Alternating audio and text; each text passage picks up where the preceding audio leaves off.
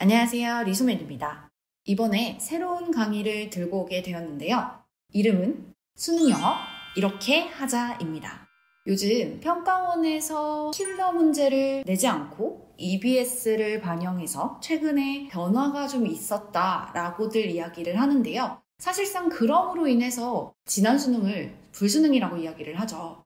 제가 보았을 때는요. 영어를 어떻게 접근해야 하냐를 좀 생각해 보면 될 것 같습니다. 오히려 좀 더 지문이 영양가가 좀 있고 여러분이 생각을 하면서 분석을 하셔야 되는 유형의 문제들이 점점 더 늘어나고 있다는 생각을 했고요. 그래서 이번 강의는 우리가 좀 분석하면서 영어를 풀어보자 라는 의도를 가진 강의라고 생각하시면 될 것 같습니다.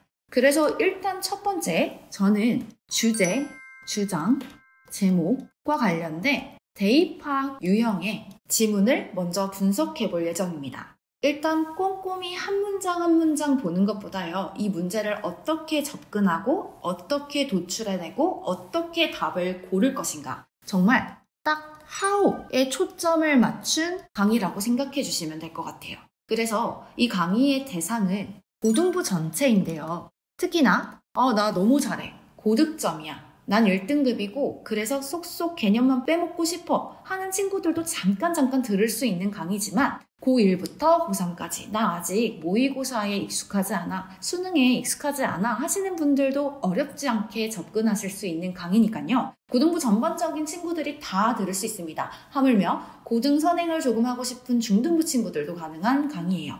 자, 그 다음에 두 번째로는 밑줄 웨임이라고 하죠. 다시 말해서 함의파학과 관련된 지문을 할 겁니다. 이게 수능에서 21번에 포진되어 있죠. 3점짜리로 나올 때도 있고 2점짜리로 나올 때도 있습니다. 항상 1번에 대입학이 들어가는 이유는 하나입니다. 우리가 주제를 뽑아내는 걸 훈련하다 보면 밑에 있는 함의파학 유형, 앞으로 할 글의 흐름의 유형, 빈칸 추론의 유형, 어휘 추론의 유형들을 어렵지 않게 여러분이 접근하시고 해석하실 수가 있어요. 그래서 일단은 두 번째로 우리가 분석할 지문은 함의파학입니다. 그 다음에 세 번째로 또 분석할 지문은 빈칸 추론이죠. 킬러 문제다, 어려운 문제다 라고 이야기를 하는 유형인데요. 빈칸 추론도 결국은 출제 의도가 명확해요. 주제 파악과 세부 내용 파악입니다. 주제 파악을 못하면 빈칸을 찾기가 어렵다는 거고 우리가 해석력이 좀 떨어지면 또 빈칸을 찾기가 어렵다는 얘기입니다. 결국은 영어 전반적인 모든 지문은 해석이 원활하게 이루어지지 않고 그 해석과 관련해서 내가 그 내용을 전반적으로 이해하지 못하면 문제를 풀기가 어려운 구조인데요. 이러한 유형들을 차근차근 짚어가면서 저랑 같이 지문 분석과 해석 그리고 문제 푸는 요령을 좀 획득하시길 바랍니다. 그 다음 네 번째는요. 글의 흐름과 관련한 것들입니다. 글의 흐름과 관련해서는 무관한 문장이 있을 거고 어휘 추론이 있겠죠. 제가 아마 같이 넣어놨습니다.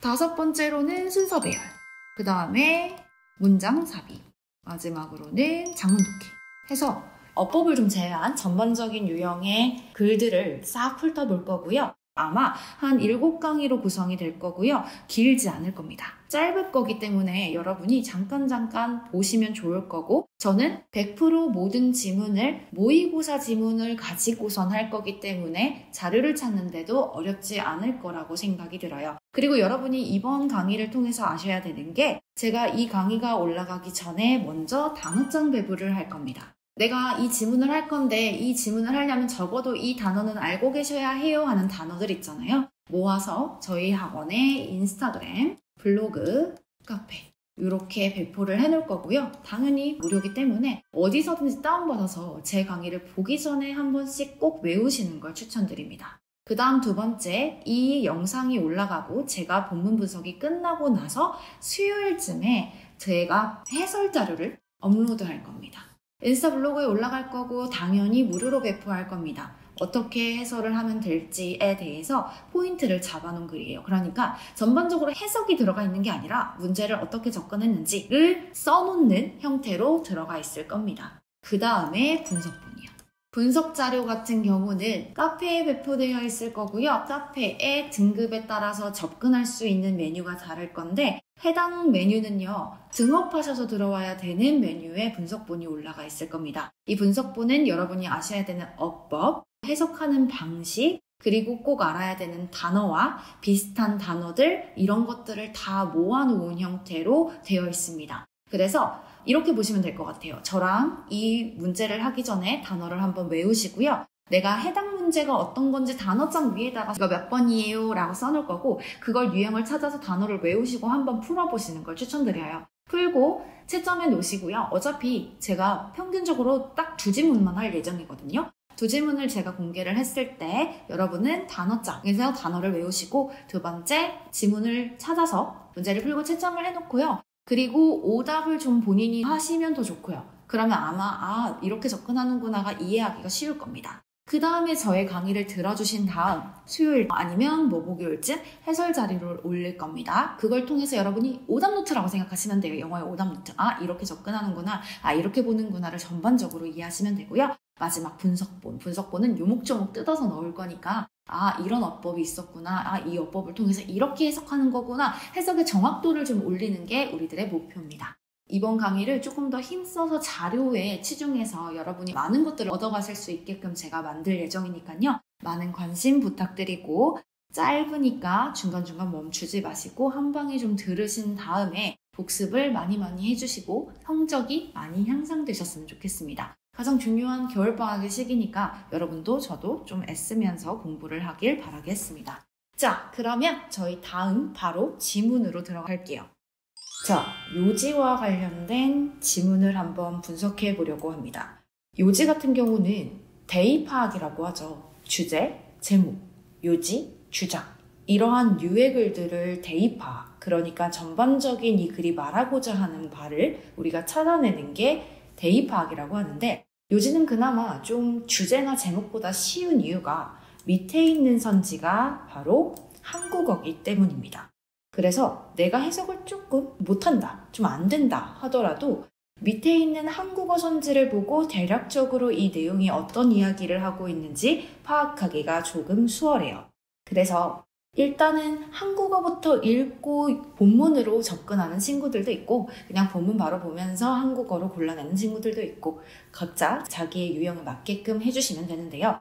일단 내가 요지와 관련해서 추천드릴 방법은 첫 번째 문장과 두 번째 문장을 꼼꼼히 해석한다입니다. 자, 일단 대입파악과 관련해서 우리가 접근하는 방식에 대해 이야기를 좀 해볼 건데 대입파악은 결국 주제문을 찾는 것과 마찬가지이기 때문에 우리가 첫 번째 문장을 읽으면서 주인공과 그리고 속성을 잘 골라내야 됩니다. 제가 독해를 할 때 항상 같이 끼고 가는 애들이 이 주인공과 속성이라는 키워드인데 이 얘기를 왜 계속하냐? 이걸 좀 생각하고 가셔야지 이 얘기가 무슨 이야기인지, 이 글에서 하고자 하는 말이 무엇인지를 좀 파악하기가 쉬워집니다. 주인공 같은 경우는 이 글이 무엇에 관해 이야기를 하려고 하는가로 접근하시면 되고 속성의 경우는 이것에 대해서 왜 이야기를 하지? 이 주인공에 대해서 왜 이야기를 하는 걸까를 생각해 내시면 속성을 골라내기가 쉬워요. 저는 글을 보면서 주인공은 동그라미 칠 거고요. 속성은 밑줄을 그을 겁니다. 그렇게 따라오시면서 똑같은 말을 하는지 안 하는지 혹은 주인공이 바뀌었는지 또는 속성이 바뀌었는지를 좀 파악하시면서 글을 읽을 거예요. 무턱대고 그냥 해석한 다음 한국어로 이해하고 이 얘기가 무슨 얘기지 하고 답을 고르려고 하면 아무래도 모의고사, 수능이 어려울 겁니다. 우리는 조금 전략적으로 주인공 속성을 보고 같은 말 또는 다른 말 이렇게 찾는 걸 연습해 보도록 할 거예요. 자, 첫 번째 문장을 한번 보겠습니다. 회상을 해보면 놀랄지도 모릅니다. 자, 여기서는요. 일단은 문법적인 설명을 하나 하려고 하는데 it은 해석이 안 돼요. 그리고 that으로 갈 겁니다. 무슨 얘기하는 거냐? it은 가주어고 that은 진주어라는 소리예요. 여러분 이미 진주어는 품사가 명사다라는 걸 알고 있을 겁니다. 명사절 대신 거죠.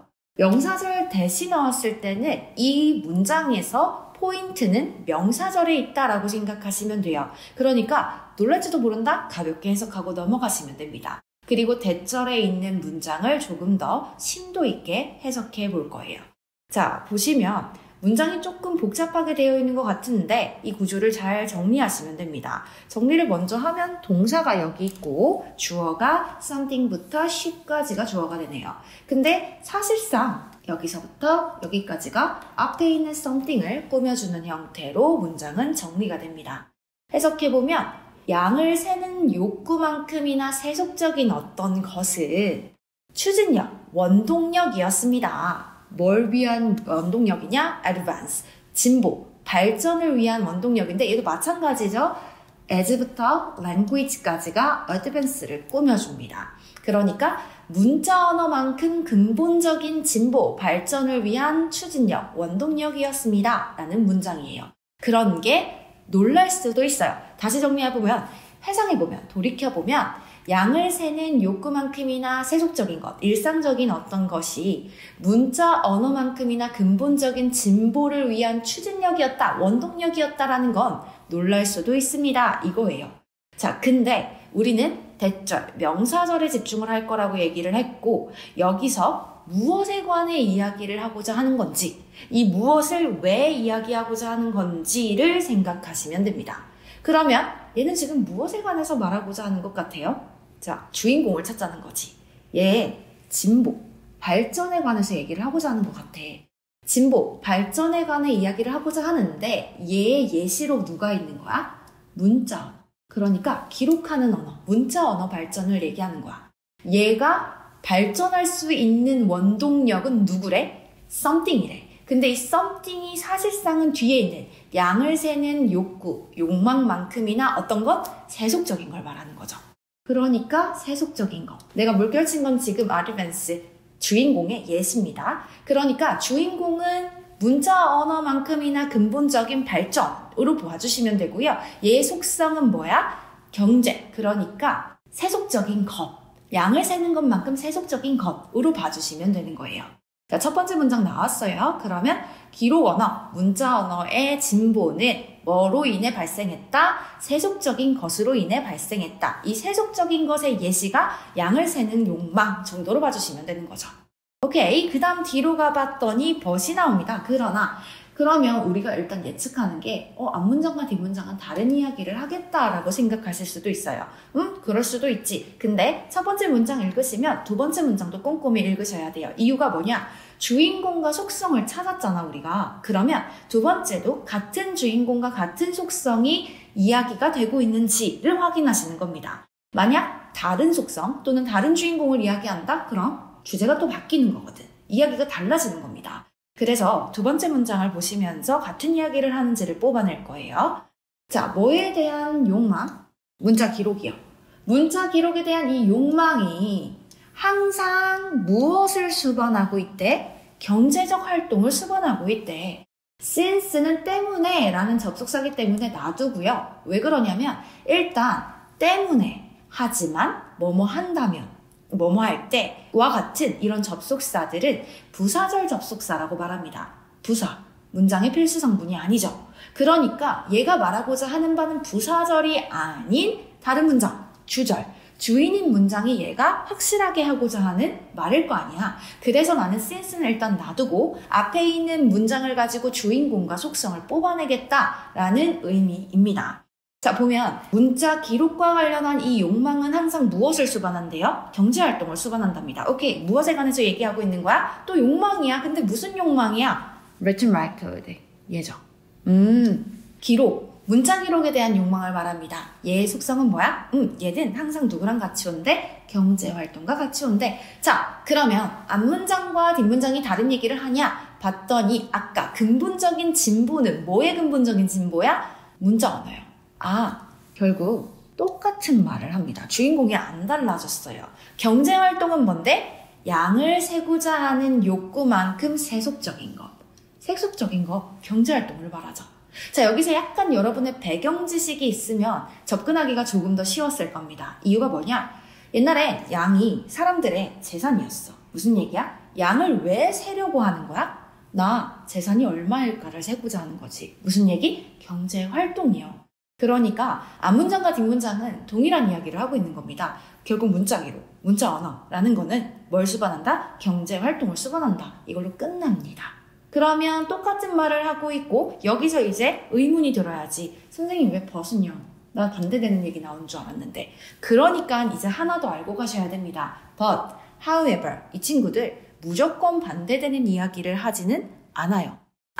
그렇지 않다라는 걸 좀 기억하고 가셔야 돼요. 벗은요, 무조건 글의 흐름을 뒤집는 역할이 아니라 다만 뒤에 있는 말을 강조하기 위해서도 벗을 사용해요.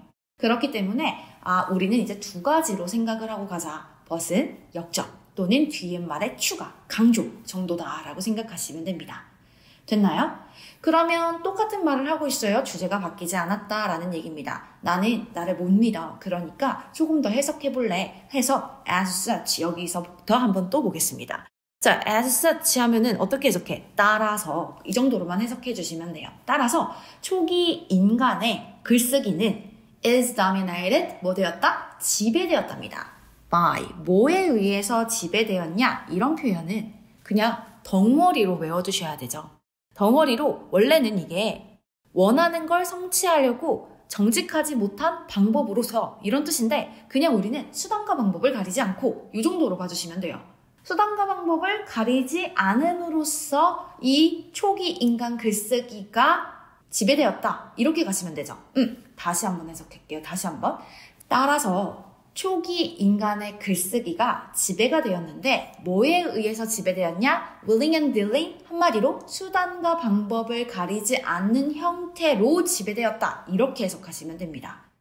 그래서 뒤에 있는 홀론 뒤에 있는 애 수단과 방법을 가리지 않은 어떤 형태로 얘가 지배되었냐에 대한 지금 예시라고 보시면 돼요.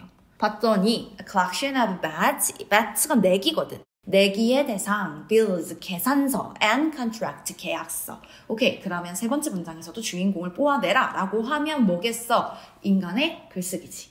문자입니다. 그러면 얘의 속성은 뭐야? 수단과 방법을 가리지 않은 형태. 다시 말해서 뒤에 예시로 골라주시면 되죠.